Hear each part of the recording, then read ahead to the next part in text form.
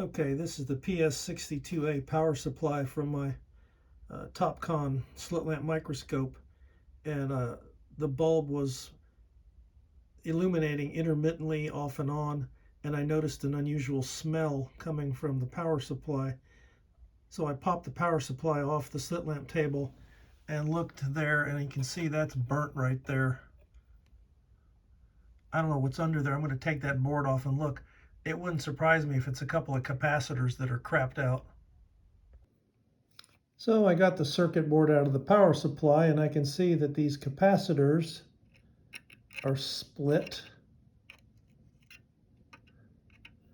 That corresponds with the burn mark on the other side of the circuit board. So I'm going to see if I can change out these two capacitors. Okay, those are the failed components right there. They're called 5D11. I think they're thermal resistors or something.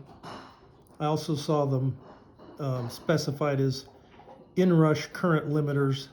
But in any case, you can get a 20-pack on Amazon for $6. So I can repair my circuit board there. Where is it? There. That's where they came out of, two of them right there. So I'll get a couple of those from Amazon and get my power supply back in order and save easily $500 for a new power supply.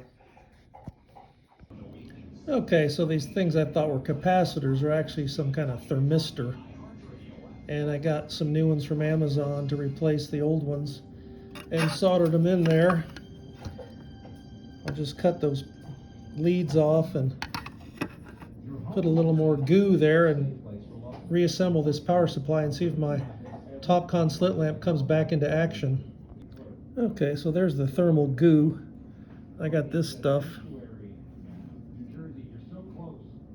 from Amazon and glommed it in there. I'll let that dry and then put this board back in the power supply. Okay, there's my slit lamp microscope. The power supply is back in action. And let's see what we got here. Oh, look, it works. Slit lamp is back in action with the fixed power supply.